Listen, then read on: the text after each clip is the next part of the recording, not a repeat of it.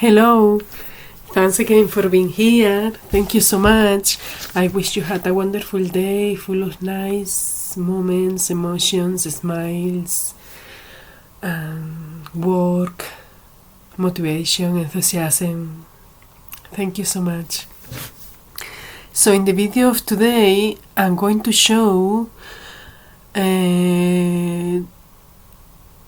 ways of interacting with people that delayed or obstaculize development, prosperity, expansion, well-being, and ways of interacting with people that promote, impulse, and boost development, prosperity, well-being, and expansion, and grow. So the first way of interacting with people that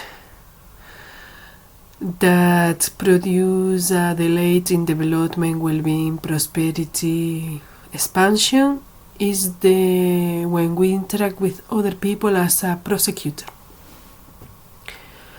The prosecutor is a person who is always looking for mistakes in other people.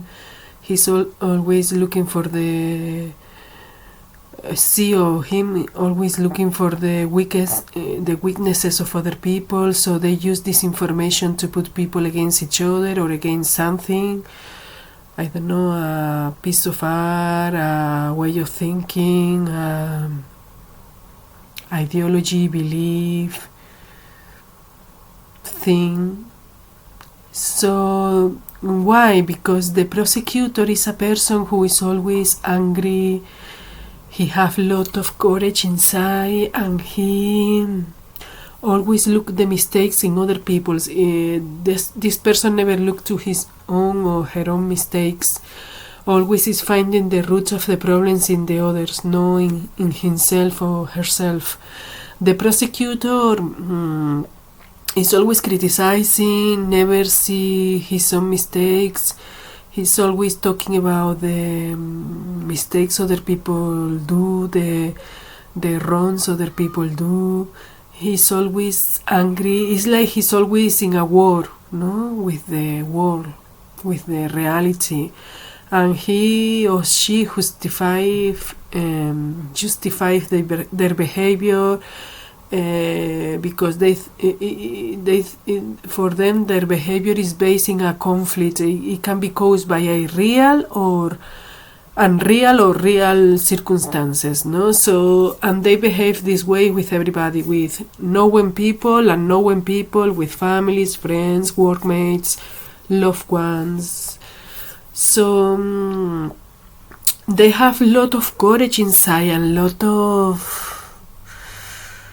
anger, no? They feel a lot of anger, like, but this under this anger is like a feeling of shame or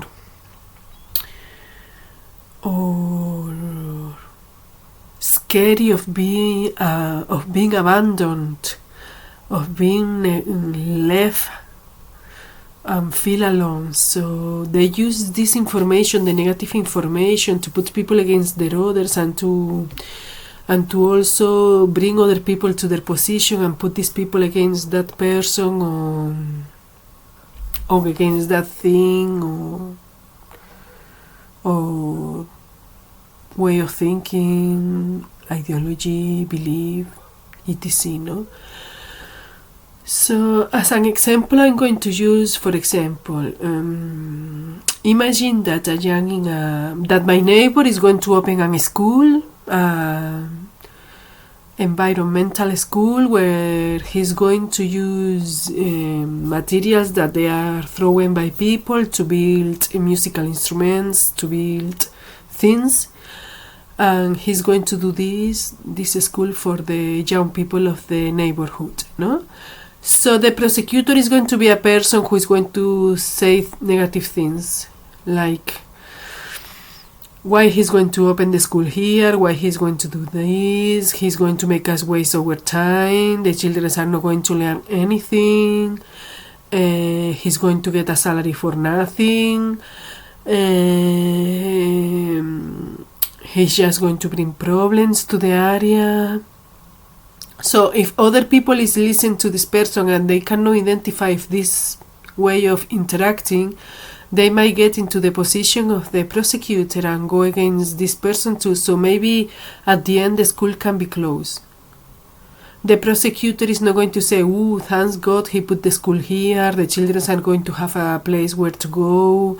The children are going to be doing something with their creativity and their art and craft abilities instead of being just in the street," for example, no? So now I'm going to do an exercise with all of you. So close your eyes and think about a person in your reality that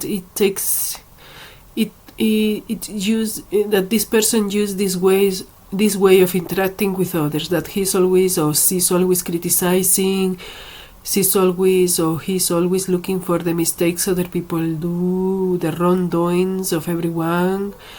He's always right or she's always right. They never see their own mistakes. They try to impose their way of thinking to other people, making them change with the criticizing, with the critics. But they are not constructive critics, they are negative critics, no? So think about these people, no? So the way to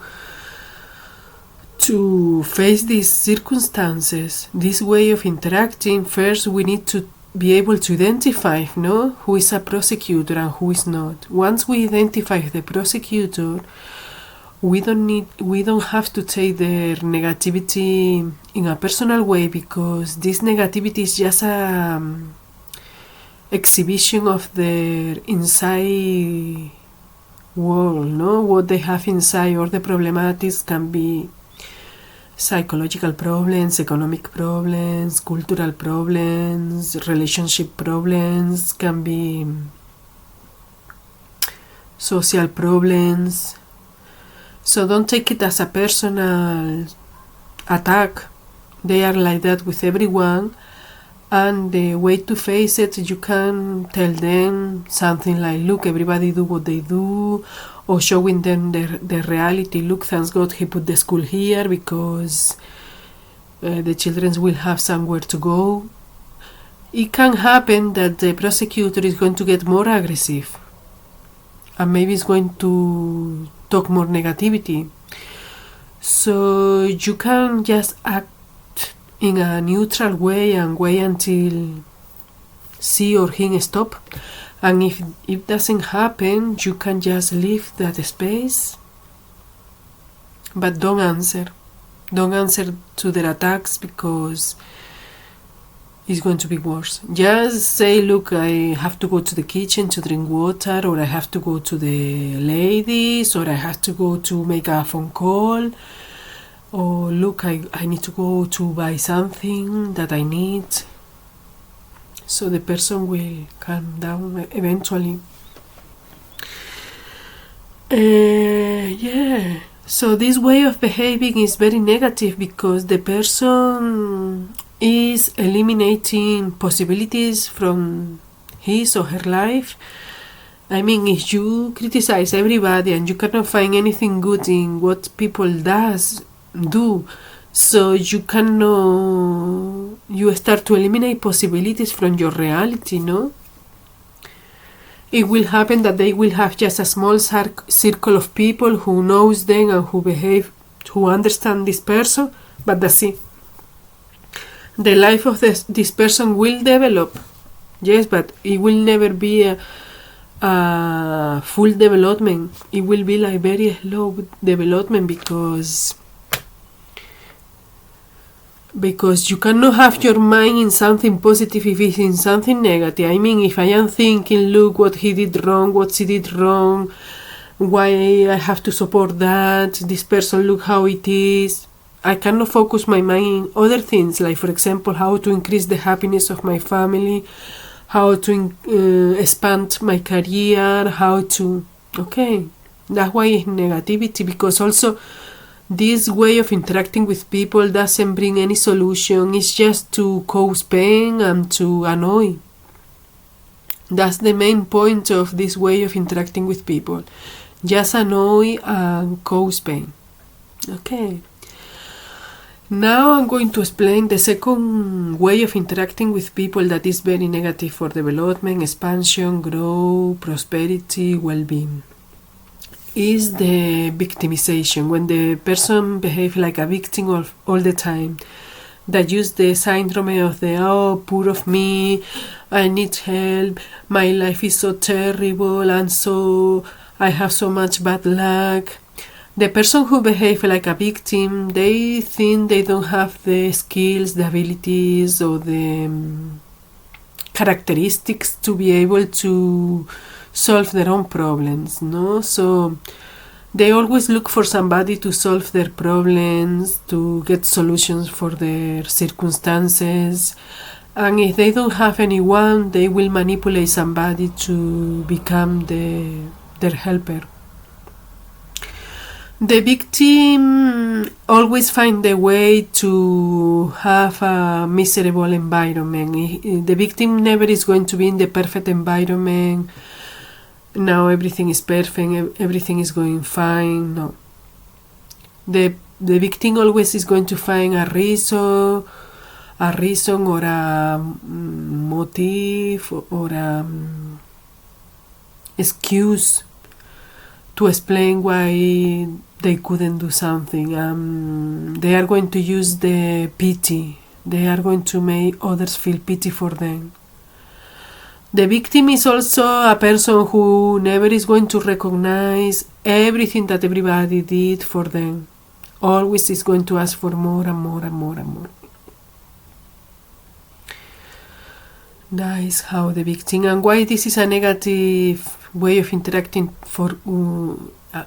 why this is a negative way of interacting for development, because the person who behaves like a victim, who interacts with other people as a victim, will never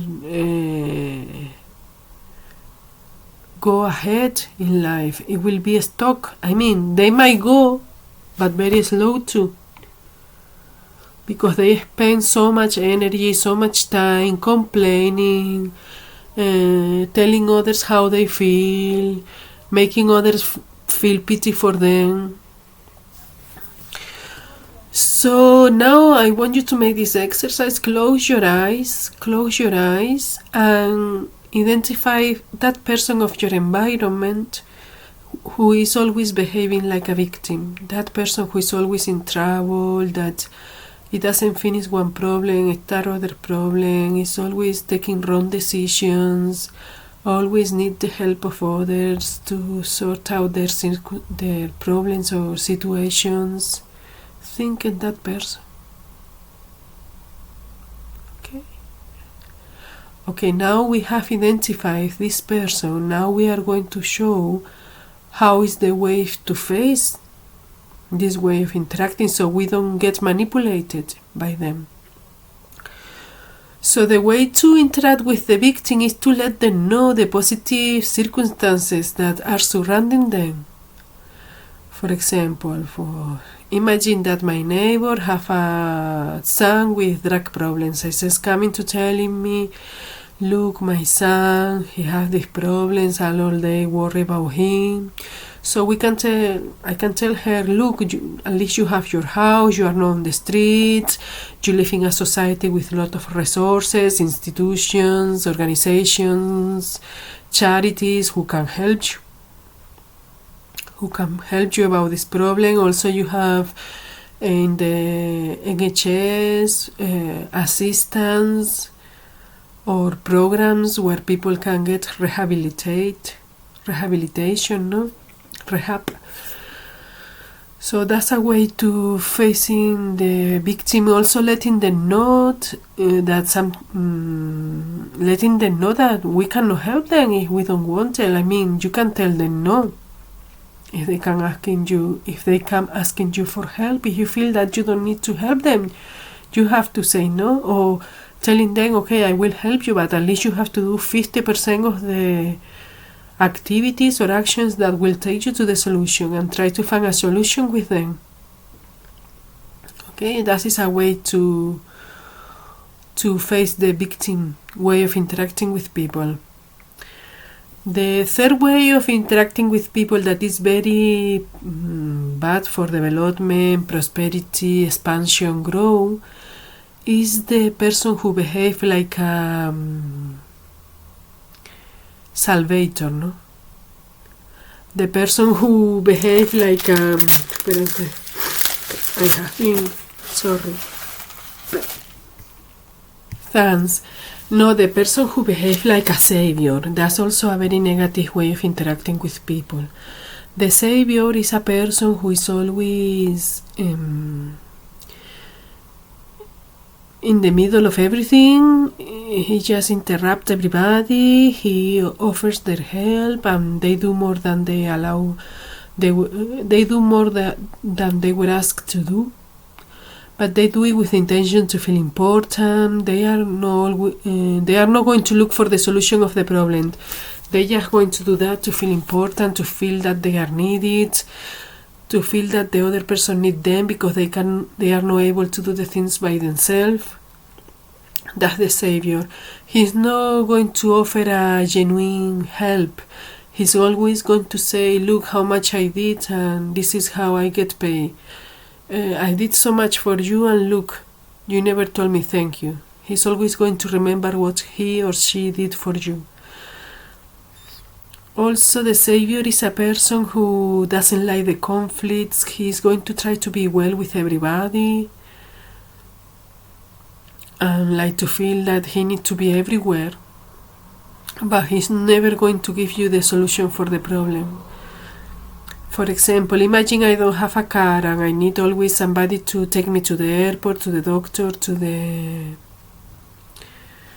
supermarket. So one day I'm going to ask, even the person come without me asking to help me with that, with the transport.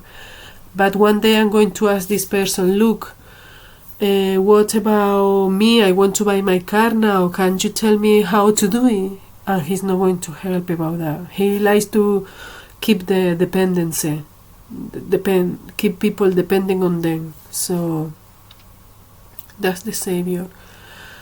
Now we are going to close the eyes and think about somebody in our reality who behaves like a savior, who does things for us. Even if we don't ask for help, they do it, and they do more than we ask for, and they also remembers all the time what they have been doing for us.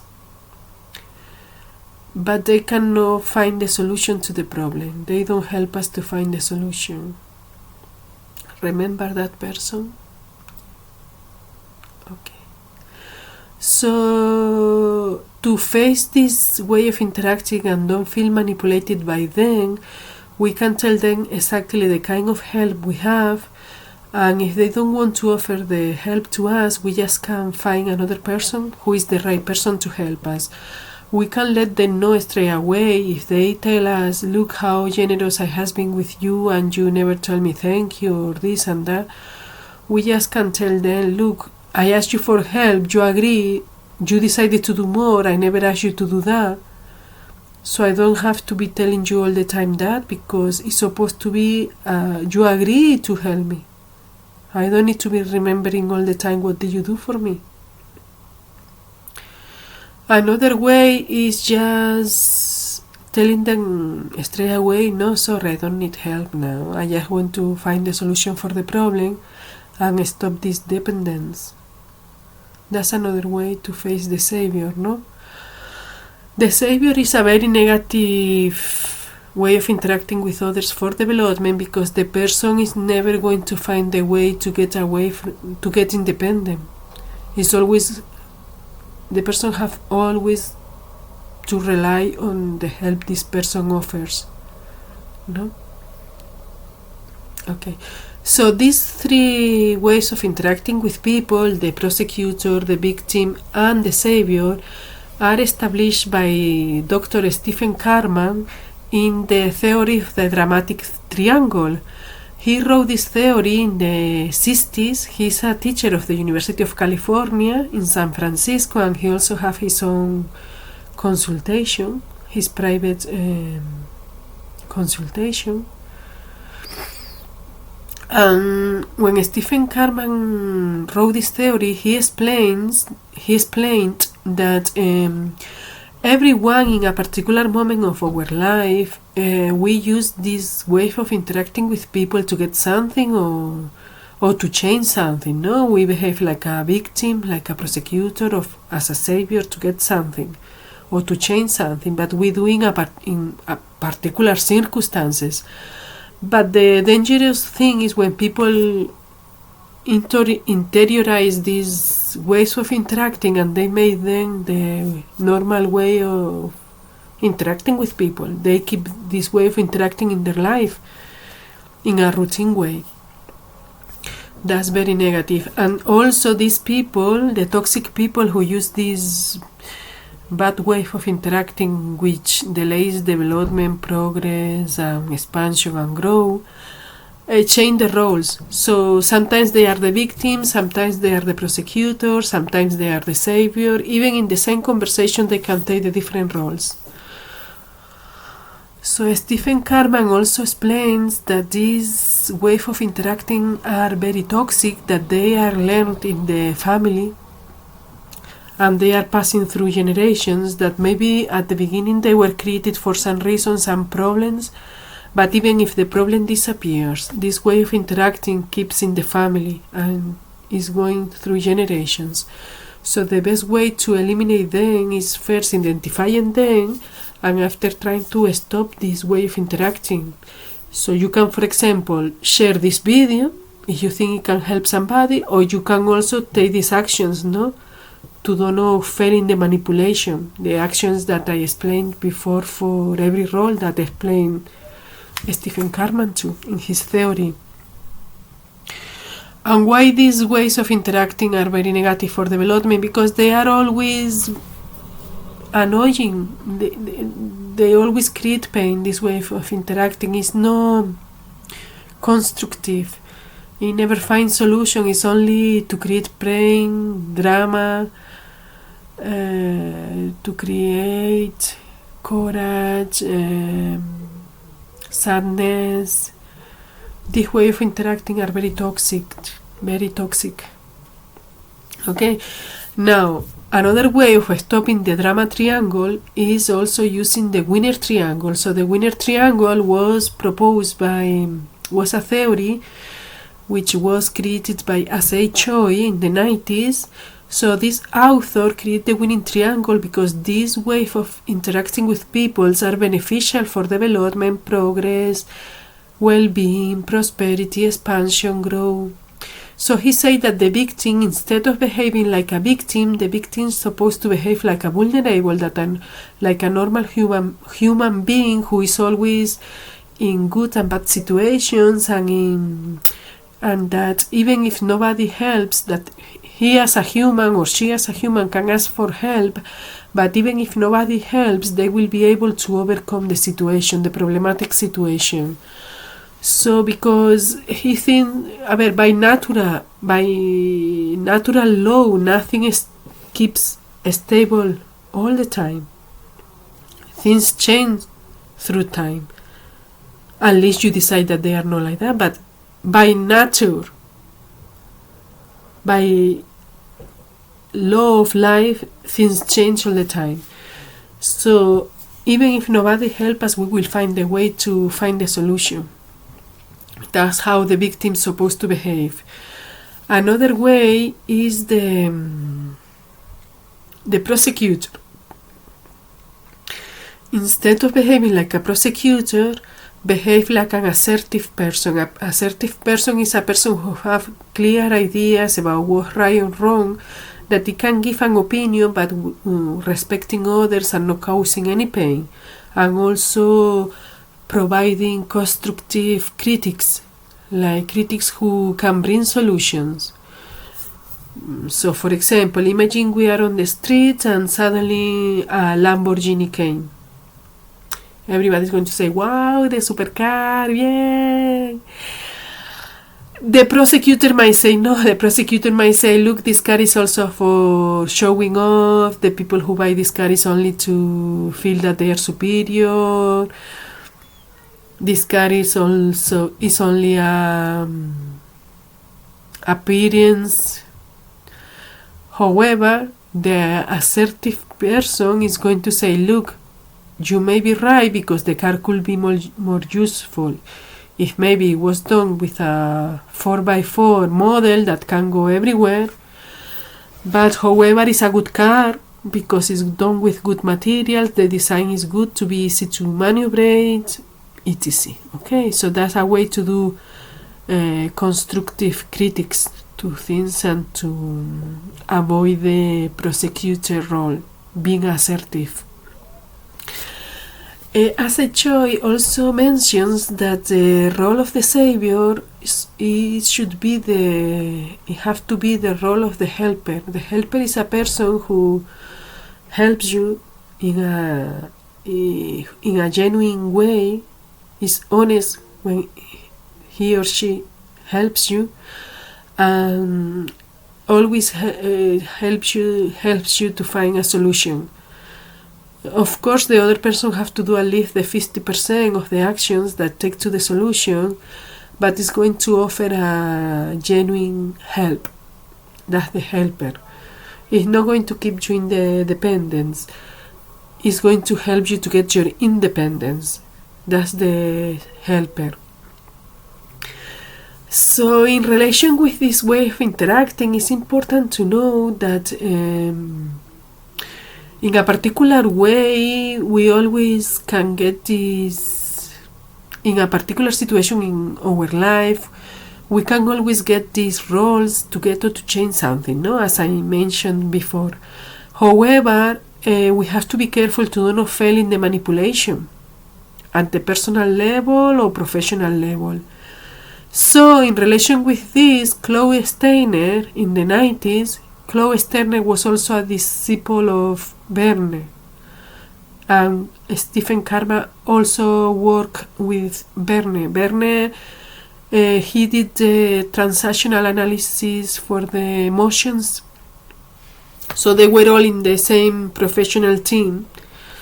So Claude Steiner in the 90s, he established a few recommendations to follow to don't fall into the control games or the power games when it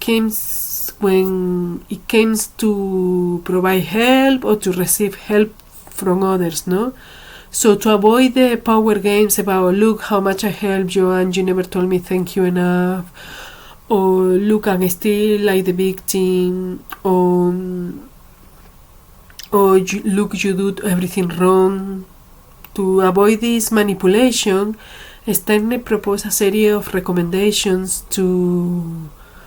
for cooperation and collaboration at the personal level and professional level. Of course, the cooperation at the institutional level, intergovernmental level, intercontinental level is another history, because depend which institutions are doing the cooperation between university and governments, organizations, and also the funds, the contracts, the laws.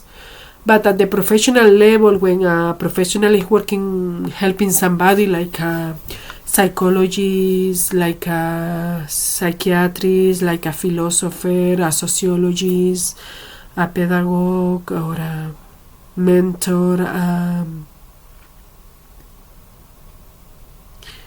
coach. So he proposed this recommendation, and also when the collaboration and cooperation is done between people, not between family members, friends, or known ones. So he said that the biggest problem for cooperation, the first bigger problem is lies, is lying. Like,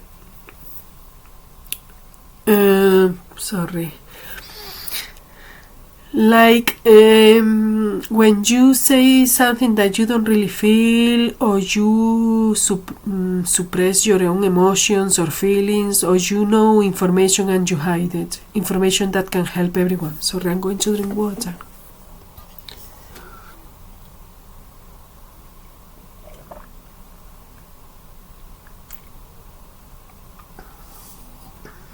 Thanks. So he said the first problem is lies, but of course it's lies, because by my own experience I have been, it proved me that lying, I mean, we can use white lies like to escape some bad circumstances, but at the time to help others or receive the help from others, we have to be honest. If not, the consequences are going to be terrible. I know by myself. At one point I was asked about feelings or emotions, and for not telling the truth, at the end I paid the worst price. Yeah. The consequences were horrible. Like now, for example, I needed the glass of water. Imagine I say, no, I don't need water. Maybe now I couldn't be talking because my throat was too dry. So definitely being honest about what we can do, we cannot do, our limitations, time, etc. No?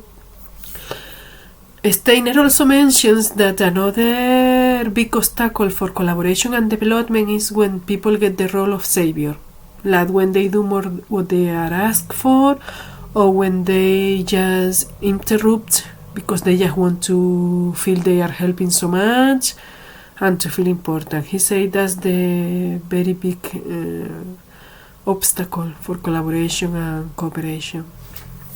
So now I'm going to read some of the recommendations that he explained to avoid the power games and control games of the collaboration and cooperation.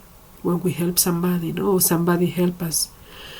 Never help at the professional level without a contract.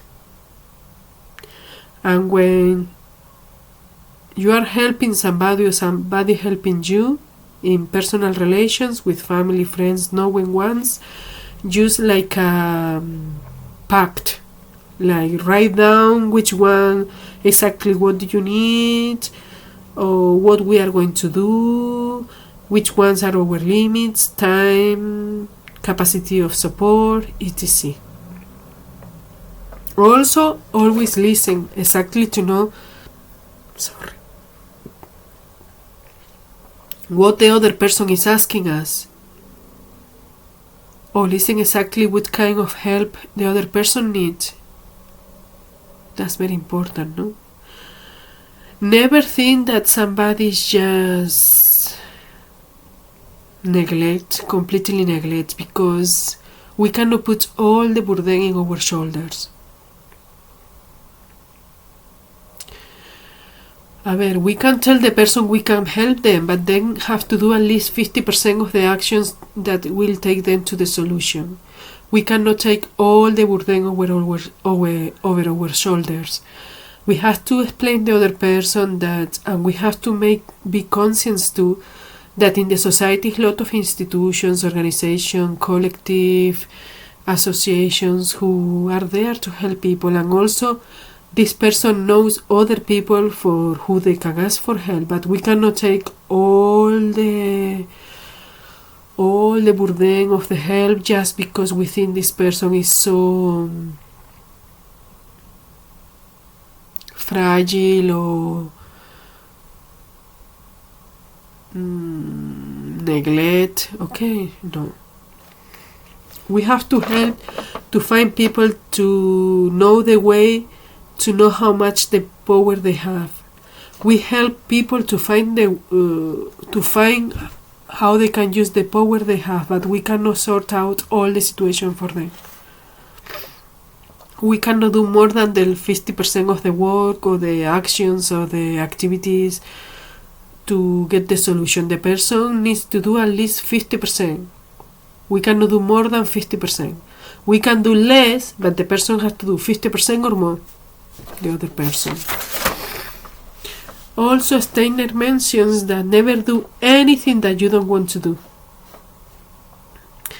And also that don't interrupt people. Don't interrupt telling them, look, I can help you to do this, to do that, you can do this, you can do that. No. Just wait for them to tell you which kind of help they need. Vale? Never take a attitude of superiority. Never feel superiority just because you are helping somebody at the professional level or at the personal level. And never, this is more at the professional level, never accept any observation that puts you over or under the customers, the service users. If somebody who are you working with tells you like, oh, thanks to you I'm here, thanks to you, you are my savior. No. I did my part, you did your part. Or if somebody tells you, look, you could have done more than you did, you never did your job properly. No, sorry, this is the contract. If you like, we can change the contract, but in the contract was established that I was going to do this or that. At the family level, it's different because, for example, me with my husband, it's normal that I tell him, look, you are my savior. Oh, my children are going to tell you me, mommy, the best. Of course, at the family and the personal level is different, but at the professional level is like this. Sorry, I'm going to drink water again.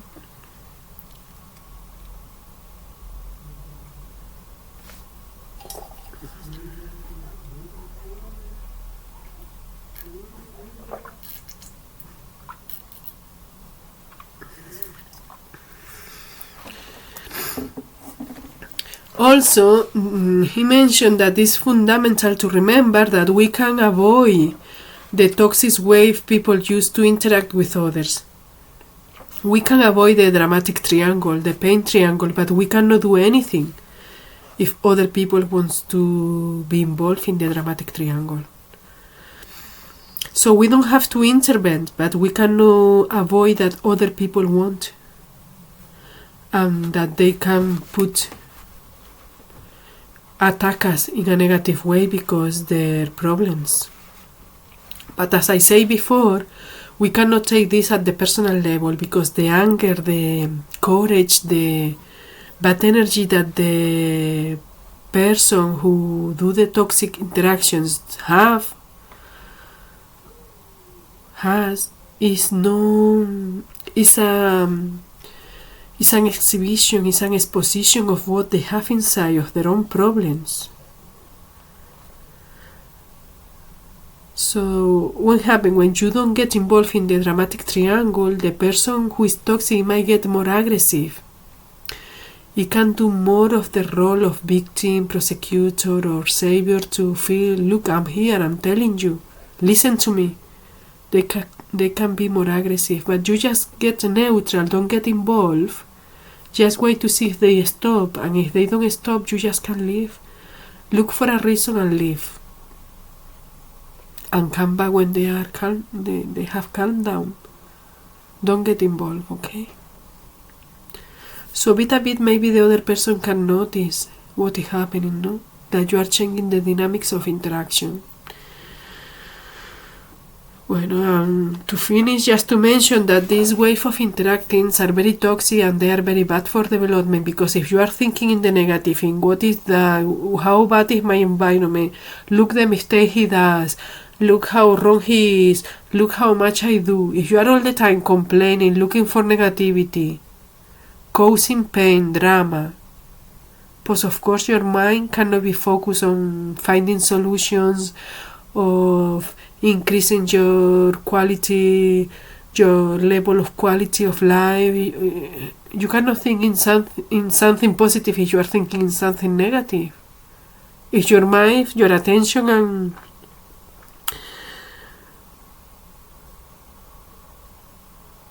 if your attention and your intention are in the negativity and in the problems, in the bad things, how you can get the positive? The positive is impossible. So that's why these ways of interacting with people are very bad for development, for progress, and for prosperity and well-being. These peoples are, of course, they are developing, because as a humans, from the time we born, we are developing. We are growing, learning things, changing. But of course, the way of developing is maybe going like this. But for a positive person, maybe going like this, Bueno, when we did the exercise of closing the eyes and identifying these people, Maybe the people who you identify who behave like that are in the same job for more than 10 years, their life never changed, they never learn anything new, they are still doing the same as 15 years ago, their life is still the same. But thinking somebody who is positive, how their life have changed.